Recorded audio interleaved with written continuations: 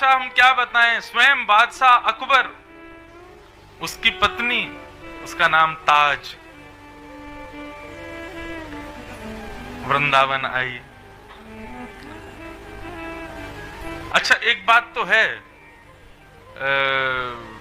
अकबर पर कृपा तो थी हमारे वृंदावन की। कई बार प्रसंगों में देखा है, कम से कम 10-15 बार अकबर आया था वृंदावन। स्वामी श्री हरदास जी की तो बड़ी कृपा हुई उस पर। क्या हुआ, एक बार तानसेन कुछ गा रहा था तो अकबर बोला, तानसेन मुझे लगता है संसार में तुमसे ऊंचा गवैया कोई नहीं होगा। तो तानसेन ने एक भरे हुए पात्र के जल को उठा करके ऐसी उंगली डाली और उंगली बाहर निकाली तो एक बिंदु प्रकट हुई। तो बिंदु जैसे ही गिरी तो तानसेन बोला, झापना, इस बिंदु के समान मेरी गायकी है मेरे गुरुदेव के सामने। मेरे गुरुदेव अनन्य रसिक स्वामी श्री हरदास जी महाराज, वे तो ऐसी बिंदुओं की महोदधि हैं, समुद्र हैं। वो जब गाते हैं तो महाराज उनके आगे तो हम सब फीके हैं। अकबर बोला, तुम अपने गुरु की प्रशंसा कर रहे हो, मैं तुम्हें सराहना करता हूं, लेकिन मैं बहुत अच्छा सुनवैया हूं। तुम्हारा स्वर सुन करके मैं कह सकता हूं कि संसार में इतना अच्छा कोई नहीं गाता होगा। वो बात अलग है कि तुम अपने गुरु की प्रशंसा करो। तानसेन बोला, महाराज झापना, ऐसी बात नहीं है, वास्तव में हमारे गुरुदेव बहुत सुंदर गाते हैं। तो अकबर बोला, बुलाओ हमारे दरबार में, हम सुनेंगे उनको, वो कैसा गाते हैं। तानसेन हंसने लगा, बोले कि ये असंभव है, मेरे गुरुदेव आप जैसे राजाओं के लिए नहीं गाते, और उनकी गायकी किसी अन्य को रिझाने के लिए नहीं है, वो तो केवल बिहारी जी को रिझाते हैं, उन्हीं के सन्मुख गाते हैं। बंधुओं, अपनी कला, अपना कोई गुण, अपनी किसी भी प्रकार की योग्यता अगर हम संसार को लुभाने में उसका प्रयास करते हैं तो निश्चित है कि पूर्ण रूपेण संसार हमारा हो जाएगा। लेकिन अपनी किसी कला, अपनी कोई योग्यता से हम ठाकुर जी को रिझाने का प्रयास करते हैं, वही भक्ति बन जाता है।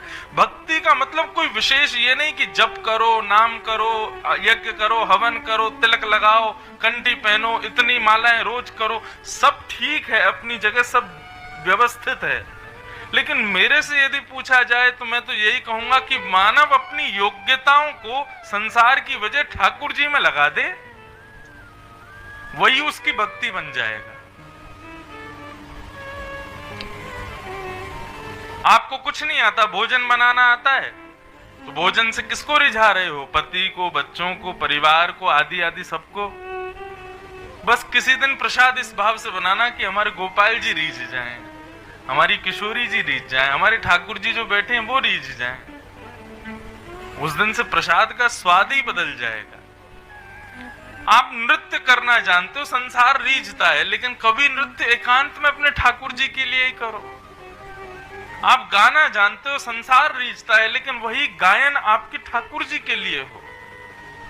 कहीं पर भी किसी सांसारिक व्यक्ति का आकर्षण उसमें ना हो, वही भक्ति बन जाएगा।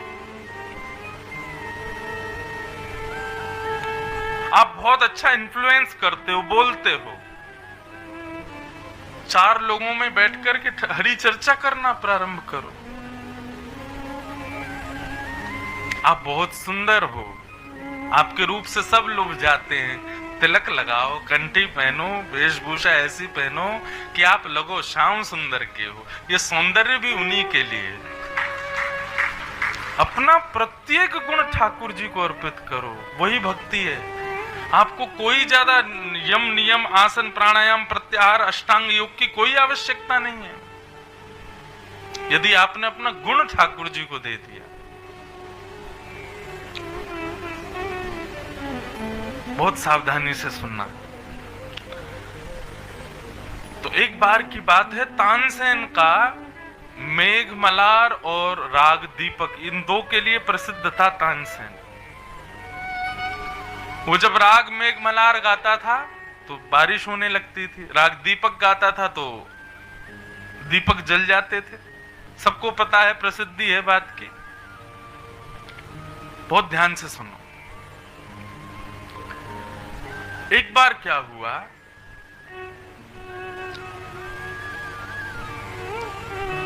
तानसेन ने राग दीपक गाया तो उसका गला जलने लगा और उसके पूरे सर्वांगीण अंग में फफोले जैसे होने लगे। फफोले समझते हैं, किसी पर कोई गर्म चीज गिर जाए तो उठ जाता है, थोड़ा स्किन भारी हो जाती है, ऐसे फफोले होने लगे। तो उस दिन तानसेन ने कहा कि शायद अब राग दीपक मुझसे गवता नहीं है, अब मैं इसको नहीं गाया करूंगा।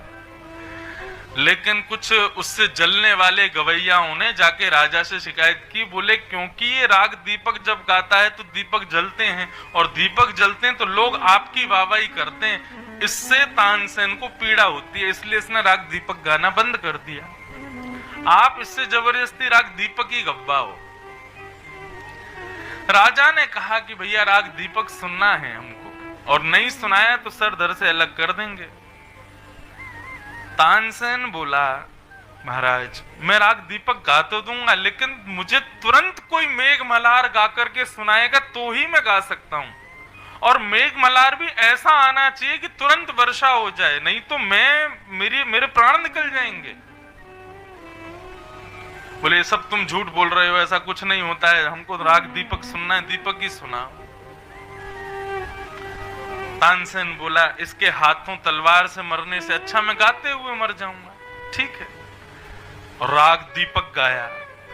जैसे ही दीपक गाया पूरे प्रांगण में दीपक जल गए, लेकिन स्थिति ये कि तानसेन का भी पूरा शरीर जलने लगा। लोगों ने जल डाला, उठा करके उसको कुंड में फेंक दिया, लेकिन फिर भी उसकी अग्नि हृदय की शांत नहीं हुई, अंदर ही अंदर जलने लगा। तानसेन दौड़ा दौड़ा दौड़ा, इधर से उधर भागे। ग्वालियर की बात है। अच्छा, ग्वालियर कुछ वर्ष पहले तक ब्रज की सीमा में ही आता था, मध्य प्रदेश का ग्वालियर। तो तानसेन दौड़ता हुआ ब्रज की ओर भागा। कैसे शरणागत हुआ? स्वामी श्री हरदास जी के तानसेन, वो कथा है। और जैसे ही ब्रज की सीमा में प्रवेश किया तो महाराज वो ढूंढ रहा था कि कोई मेघ मल्हार सुना दे, लेकिन मेघ मल्हार तानसेन से अच्छा कोई नहीं गाता था। और तानसेन इस वक्त राग दीपक गा के आया है तो मेघ मल्हार गा नहीं सकता।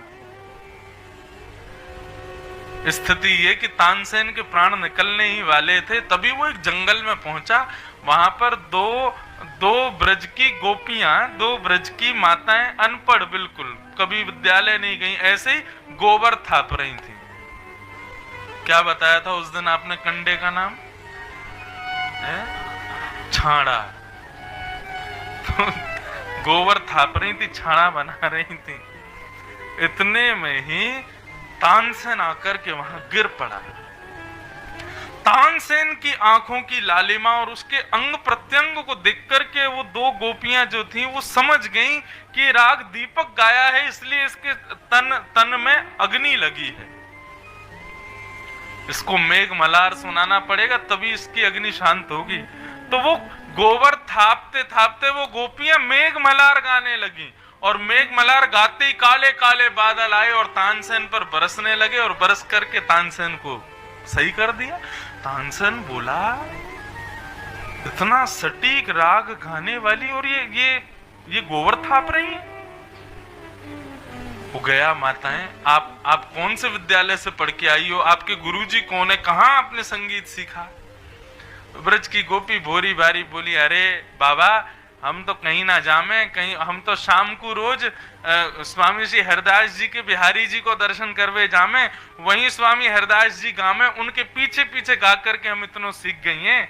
तो हम तो को पद देख के पता चल गई कि भैया यार दीपक रागते तेरे अंग प्रत्यंग में आग लगी है, सो हमने मेघ मल्हार सुना दिए। मतलब जिस साधना को, जिस योग्यता को प्राप्त करने के लिए तानसेन ने पूरा जीवन निकाल दिया, वो माताएं ऐसे पीछे गागा के सीख गई हैं, वो स्वामी हरदास जी के हैं। उसी समय तानसेन नतमस्तक हो गया स्वामी हरदास जी को, पहुंच गया वृंदावन। और वृंदावन जाकर के तानसेन ने जब गाना प्रारंभ किया ना, तो स्वामी श्री हरदास जी ने एक रेशमी कपड़े में कौड़ी रख करके तानसेन को दी, बोले महाराज ये क्यों? बोले रेशम कपड़ा इसलिए क्योंकि तुम संगीत को ठाकुर जी के लिए गाना चाहते हो, इसलिए तुमको रेशमी कपड़ा दिया। बाकी जीवन पर्यंत तुमने संगीत सीखा, उसका परिणाम यदि पूछो तो वो कौड़ी के समान है। तानसेन को पूर्ण रूपेण ठाकुर जी का बनाया उस हमारे स्वामी श्री हरदास जी। ऐसे स्वामी श्री हरदास जी महाराज। तो वृंदावन योग्यताओं को ठाकुर जी को अर्पित करो। ठाकुर जी को यदि अर्पित करोगे तो वही योग्यता आपकी भक्ति बन जाएगी।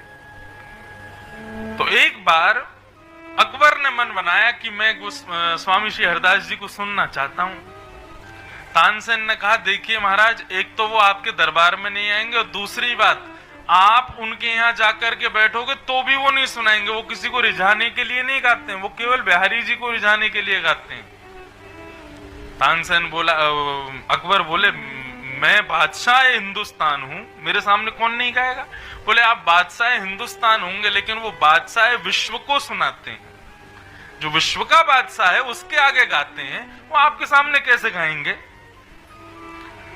अकबर को नींद नहीं आई 3 दिन तक। तानसेन से बोले मुझे तुम्हारे गुरुजी को सुनना है। बोले एक ही उपाय है। बोले क्या?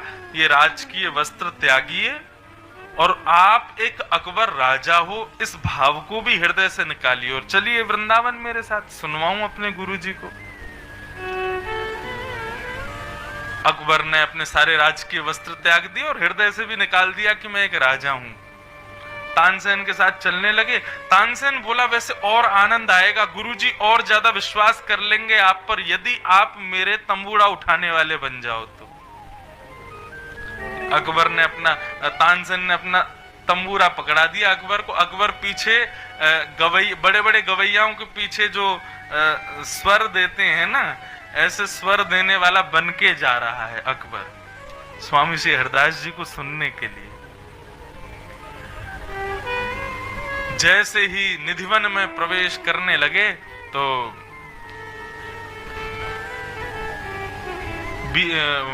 तानसेन घबरा रहे थे कि कहीं गुरुजी को सत्य पता ना चल जाए, और पता चल गया तो जीवन भर के लिए मेरे रास्ते बंद कर देंगे। वो बार बार हाथ जोड़े, बोले बादशाह मैं आपके आगे हाथ जोड़ रहा हूं, अंदर कुछ भी ऐसा संकेत मत दे देना कि आप बादशाह, क्योंकि आप तो केवल स्वर सुनना चाहते हो, मैं तो जीवन भर गुरुदेव का रहना चाहता हूं, मेरे रास्ते बंद हो जाएंगे। अकबर बोला और क्या करूं? राजकीय वस्त्र छोड़ दिए, सेना नहीं लेके आया, रूप बदल के आया हूं और तुम्हारा तंबूड़ा बन के चेला बन के चल रहा हूं तुम्हारा, और क्या करूं बताओ? बोले आपकी एक बुरी आदत है। बोले क्या? आप स्वर सुनते ही करते हो वाह वाह वाह वाह वाह वाह, ये मत करना बस। क्यों? संसार की वाहवाही नहीं सुनना चाहते हैं स्वामी श्री हरदास जी। बादशाह बोला अरे भाई कोई अच्छा गाएगा तो उसको सराहना भी ना कर। बोले नहीं, एक बार किसी ने वाह वाह कर दी थी तो उस राग का पन्ना ही फाड़ दिया। जिस राग को गा रहे थे उस राग को सुनकर के किसी ने वाहवाही कर दी तो स्वामी हरदास जी ने उस राग का पन्ना ही फाड़ दिया, और आज तक उस राग को कभी बिहारी जी को नहीं सुनाया। बोले क्यों? बोले हम जिनसे वाह वाह सुनना चाहते हैं उन्होंने वाह वाह नहीं की, सांसारिक व्यक्ति वाह वाह कर रहा है। वाह वाह तो वो करे, वाह उसके लिए तो हम गाते हैं। सोचो, विचार करो, कितनी गंभीरता है इस बात में। हम पूरे दिन इसी में ही लगे रहते हैं कि वो हमसे रीझ जाए, वो हमको देख के खुश हो जाए, वो हमारी बात से खुश हो जाए, वो हमारी इस क्रिया से प्रसन्न हो जाए, वो रीझ जाए, वो लुभा जाए मुझसे। लेकिन वृंदावन में रहने वाले हर रसिक की एक ही कामना है, रीझे माई शाम सुखदाई, हमारा शाम रीझे बस हमसे, हम ऐसी ही क्रिया करें बस। तानसेन अंदर पहुंचे। स्वामी श्री हरदास जी महाराज ध्यान में बैठे थे। तानसेन ने जाके प्रणाम किया। पीछे अकबर बैठा तंबूरा लेके, बादशाह है हिंदुस्तान। स्वामी श्री हरदास जी ने नेत्र खोल करके देखा, तानसेन को देख करके तुरंत इशारा किया, कुछ सुनाओ बिहारी जी को। तानसेन ने गाना प्रारंभ किया। स्वामी श्री हरदास जी सुन रहे थे तो तानसेन ने सोचा अगर मैं गुरुदेव से कहूंगा कि कुछ सुनाइए तो कभी नहीं सुनाएंगे, लेकिन हाँ यदि मैं गायकी में कुछ गड़बड़ी करूंगा तो मुझे सुधारने के लिए गुरुदेव गाएंगे। तो तानसेन ने गाते गाते कुछ गड़बड़ किया। अब जैसी गड़बड़ किया स्वामी श्री हरदास जी की भौहें चढ़ गई। बोले क्या कर रहे हो ये? गुरुजी क्षमा, सही से गाओ। बोले मुझे याद नहीं आ रहा, आप सुना दो।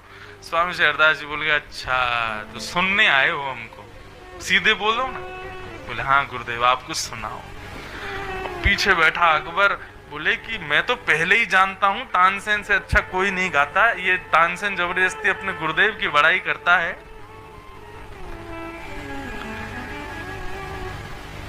स्वामी श्री हरदास जी महाराज थोड़ी देर तो मौन रहे, चित्त में बिहारी जी को विराजमान किया और जैसे ही स्वर लगाया है, एक स्वर साधा केवल, स्वर साधते ही महाराज वृक्ष वल्लरियां झूमने लगे, आकाश में घने बादल आ गए, सूर्य चंद्रमा मानो जैसे द्रुत गति से परिक्रमा लगा रहे हों।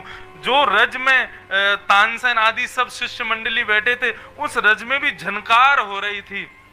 सौंधी सौंधी इत्र की सुगंधी आने लगी, मीठी मीठी ब्यार बहने लगी। तभी देखते हैं कि ना जाने कितने वृक्षों में से असंख्य गोपियां प्रकट हो गई, सब नृत्य कर रही हैं, गाजे बाजे बजा रहे हैं।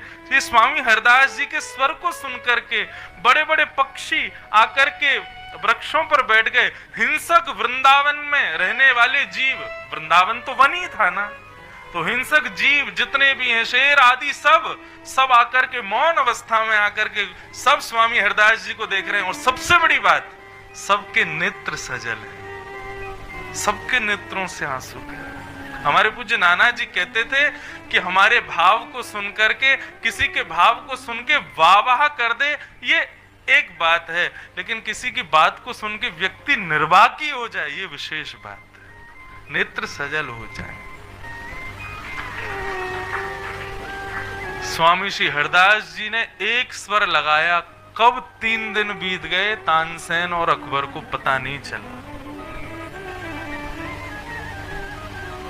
स्तब्ध मूर्तिमंत होकर के सब सुन रहे हैं और स्वामी श्री हरदास जी गा रहे हैं।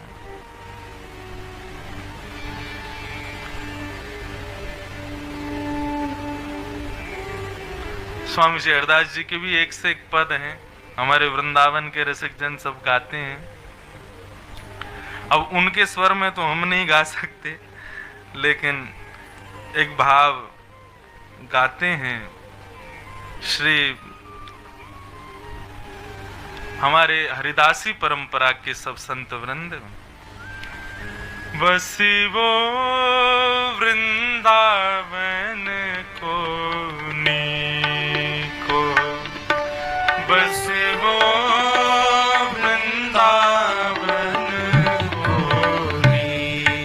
मतलब अच्छो, रहना है तो कहां रहो। 3 दिन तक स्वामी श्री हरदास जी एक स्वर साध के बैठे रहे और सब सुनते रहे।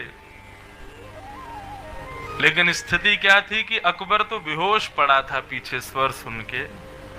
3 दिन बाद तानसेन ने जब उस पर छींटा डाला, ए सेवक उठ, वो सेवक बन के आया था ना, जैसे ही उठा, उठ करके वाह वाह वाह वाह वाह वाह, क्या स्वर क्या स्वर क्या स्वर।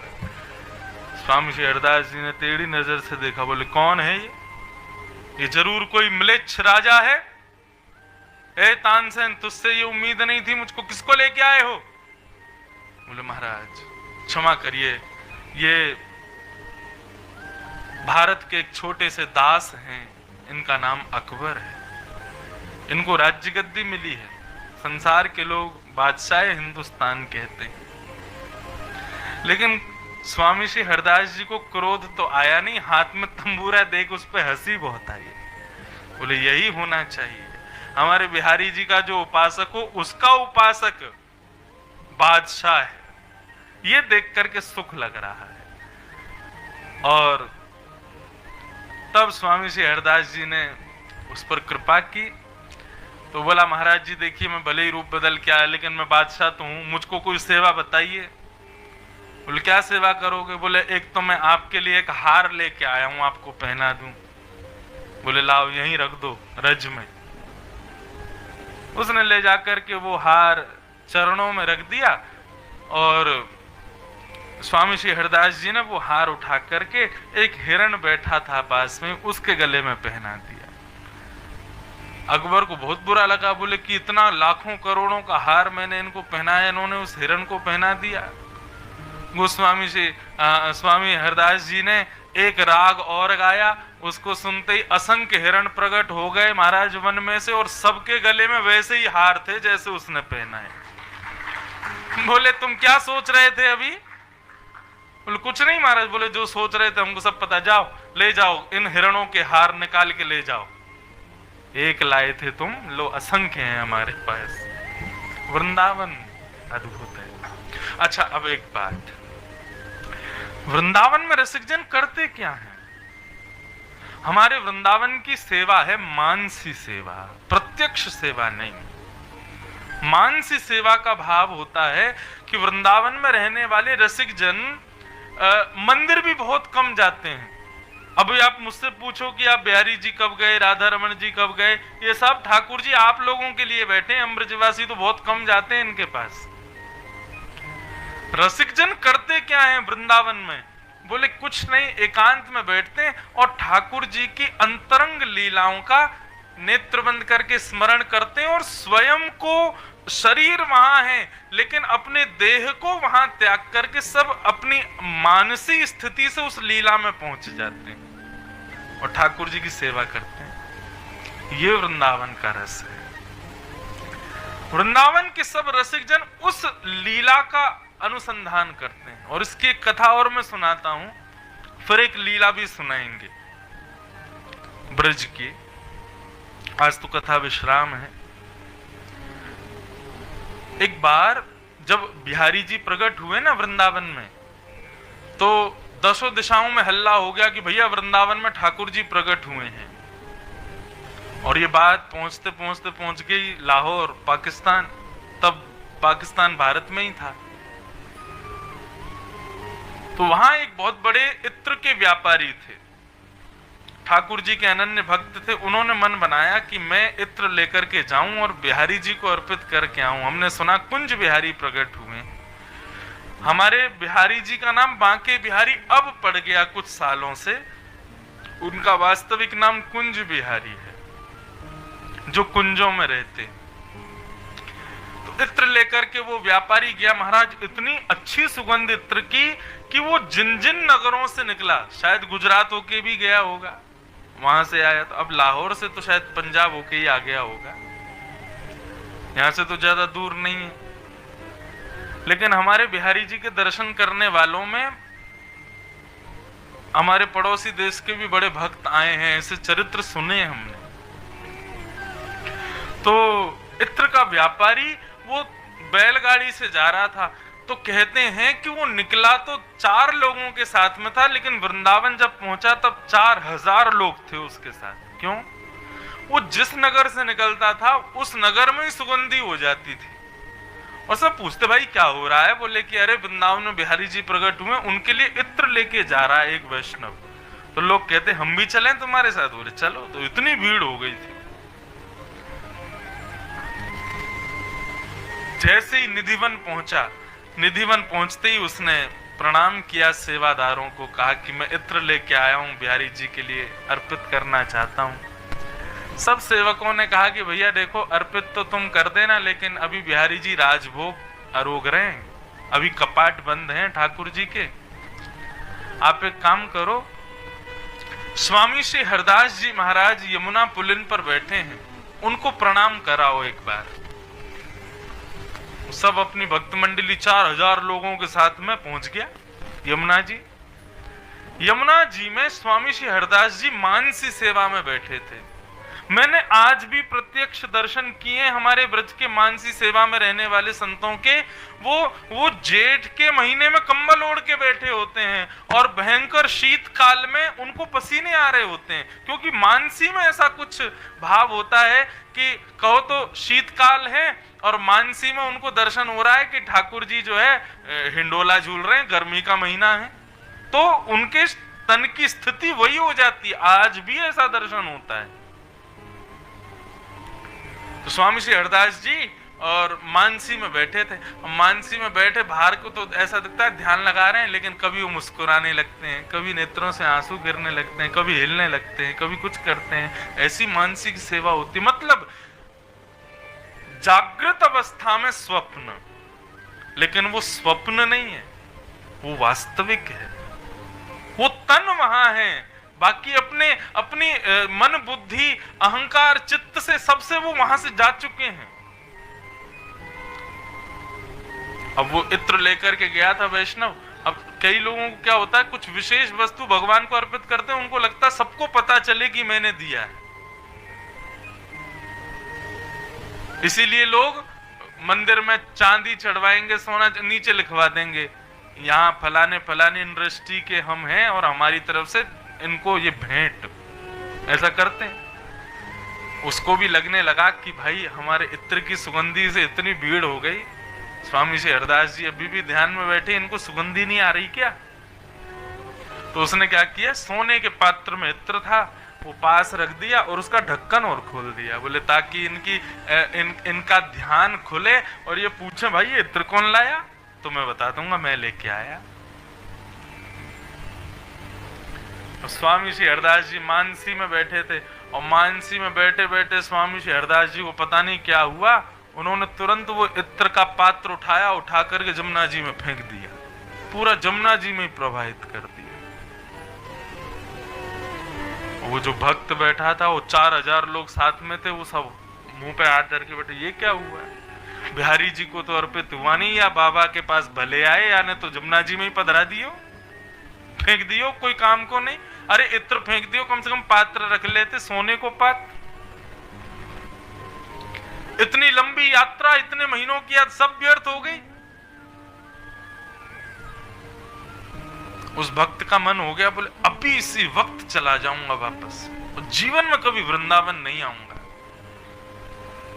ये सब यहां पाखंडी रहते हैं, ऐसी ऐसी स्थिति उसकी। अब थोड़ी देर में ही स्वामी श्री हरदास जी बड़े प्रसन्न, जय जय श्री हरदास, कुंज बिहारी श्यामा प्यारी।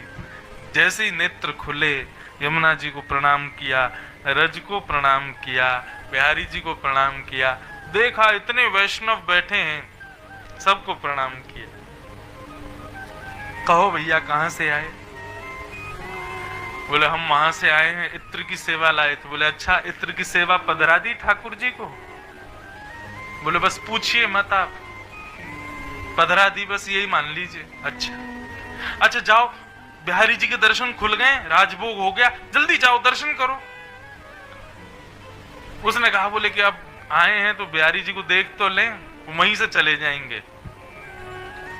जैसे ही निधिवन राज में उसने प्रवेश किया, तो निधिवन में जितने वृक्ष हैं, जितने पत्ते हैं, जितनी वल्लरियां हैं, सब पर वो इत्र के छींटे दिखाई दिए। और जैसे ही गया सगन कुंज में बिहारी जी बैठे थे, मुकुट से लेकर के नीचे चरण के नख तक उसी इत्र में चुचा रहे थे श्री बिहारी जी महाराज, मानो स्नान किया हो पूरा उसी इत्र में।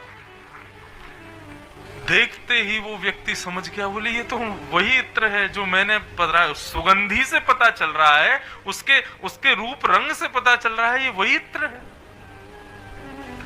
दौड़ करके गया यमुना जी में, स्वामी श्री हरदास जी को प्रणाम करके बुलाए, महाराज जी आपने क्या किया? आपने मेरे सामने यमुना जी में फेंका, 4000 लोग गवाही दे सकते हैं कि आपने यमुना जी में फेंका था, वो बिहारी जी को कैसे लगा? स्वामी श्री हरदास जी बोले देख लाला, अपनी मानसी को भाव कोई को बताना नहीं चाहिए, लेकिन तू पूछ रहा हो तो बता। मैं आज हमारी मानसी में किशोरी जी को भाव है, भैया होरी खेलेंगे, और एक तरफ श्यामाजू, दूसरी तरफ श्याम सुंदर, दोनों होरी खेल रहे। अब हम तो श्यामाजू की सहचरी हैं, हम श्यामाजू के पक्ष में तो खेल रहे, लेकिन लाला इतना ऊधमी है, ना जाने कहां से ऐसा चटक रंग लेके आयो। चटक मतलब इतना गाढ़ा रंग लेके आयो, और वह चटक रंग ते हमारी श्यामाजू पूरी रंग दई। श्यामाजू की बहुत देर तक तो नेत्र ही नहीं खुले। मैंने जाकर के प्रार्थना करी, श्यामाजू आपको श्रम भयो? बोले श्रम तो कछु ना, लेकिन आज या कार्य और कारो करनो है। ऐसा रंग लेके आओ, ऐसा चटक लेके आओ कि भाग जाए वापस नंदगाम को। मोकू आज्ञा भई, मैं धूड़वे के काजे जैसे ही निकसो, तभी तेरे द्वारा प्रदत्त वो इत्र मेरे हाथ पड़ गयो। मैंने जाकर के तुरंत किशोरी जी को दियो। सामने से ठाकुर जी पिचकारी लेकर के आ रहे, इतने में ही मैंने वो इत्र को पात्र दियो, और किशोरी जी ने वही इत्र बिहारी जी पर छिड़काए दियो। वही इत्र श्री बिहारी जी में पहुंच गया। ये है वृंदावन। वृंदावन में प्रत्यक्ष सेवा नहीं, मानसी सेवा होती है, और वो मानसी सेवा ठाकुर जी स्वीकार करते हैं। एक नहीं, अनंत कथाएं मैं सुना दूं। तो वृंदावन जाना है, करना क्या है? बैठे रहूं कुलजन के कोने, किसी एक कोने में बैठ जाना है। श्याम राधिका गाऊं। आजकल हमारे वृंदावन को बहुत मॉडर्न बना दिया है, और बहुत कष्ट होता है ये देख करके। उसको मॉडर्न बना दिया, वृंदावन को फिल्मी बना दिया, वृंदावन को इतना ज्यादा, मतलब क्या बताएं, ऐसा कर दिया है लोगों ने।